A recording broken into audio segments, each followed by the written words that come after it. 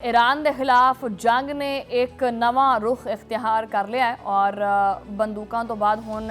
जो ना डॉलर का जो महाज है ना खोल दिता है। मिज़ाइलों तो बाद पाबंदियां, फौजी दबाव तो बाद मुआशी दबाव, वाशिंगटन हुण तेहरान नूं मईशत के जरिए घेरा पाउण की तैयारी करता पिया। जंगी महाज के उत्ते हथियार पाउण तो बाद हुण डोनाल्ड ट्रंप की हुकूमत ने तेहरान के खिलाफ नाम निहाद मुआशी और मालियाती जंग का ढोंग रचा दिता है। अमरीकी वज़ीर खजाना का दावा है कि अमरीकी ईरान के खिलाफ हुण तक की सब तो वड्डी और फैसलाकुन इकतसादी कार्रवाई शुरू करन जा रहे हैं। वाशिंगटन ने इस मुआशी हमले नूं बाकायदा फाइनेंशियल डी डे का नाम दिता है और अमरीकी इंतजामिया का दावा है कि उन्होंने ईरान के तमाम एटमी जोड़े प्रोग्राम्स ने उन्होंने दफन कर दिता है और उन्होंने जोड़े ना 100% मिलिटरी फैक्ट्री ने मुकम्मल तौर के उत्ते तबाह भी कर दिता है। जनाबे वाला उन्होंने बड़े बड़े दावे किए और अमरीका ये दावा करता पाया कि हुण ईरान के कोले लड़न की कोई सलाहियत बाकी नहीं हैगी। लेकिन की वाकई ये सच है या फिर सिर्फ एक डर और खौफ का आलम है कि अमरीका मैदान छड्ड के भजदा पिया, बस जुबानी तौर के उत्ते इस तरह की जवाबी कार्रवाई करता पिया।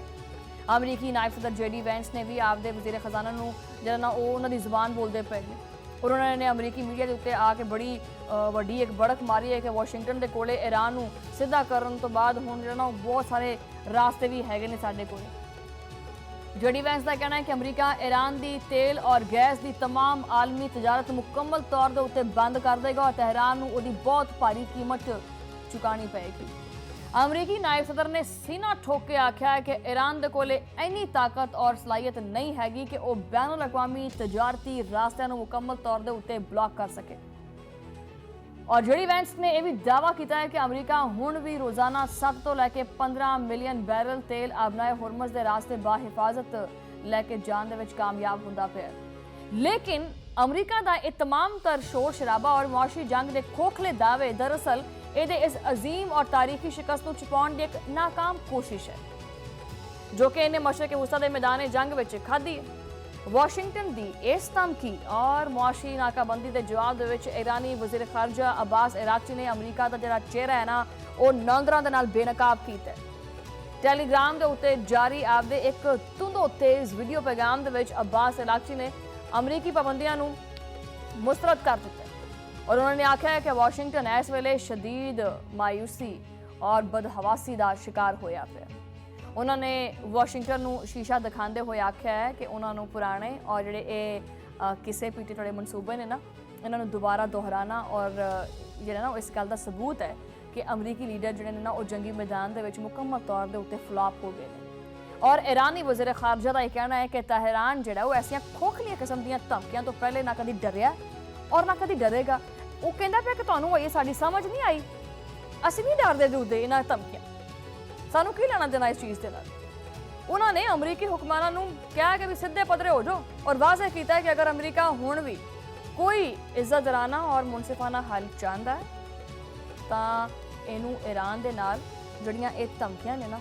ये बंद करनियां पैणगियां, मुकम्मल एहतराम दे नाल गलबात करनी पएगी अगर तुसीं गल करना चाहते।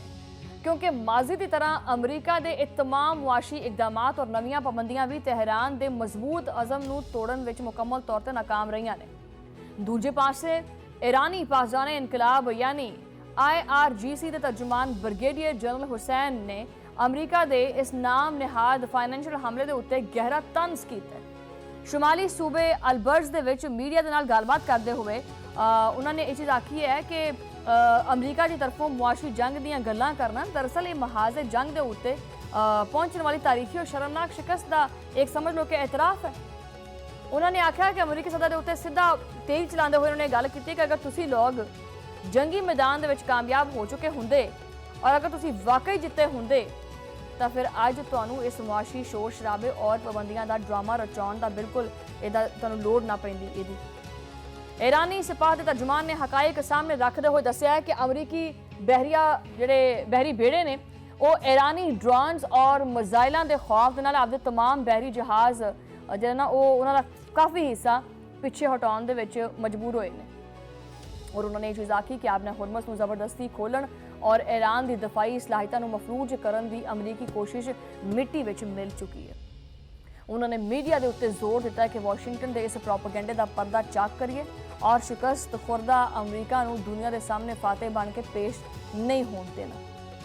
बरतानवी अखबार फाइनेंशियल टाइम्स ने भी अमरीका के जवाल की हकीकत दुनिया के सामने खोल के रखी है। अखबार की जी रिपोर्ट है उसके मुताबिक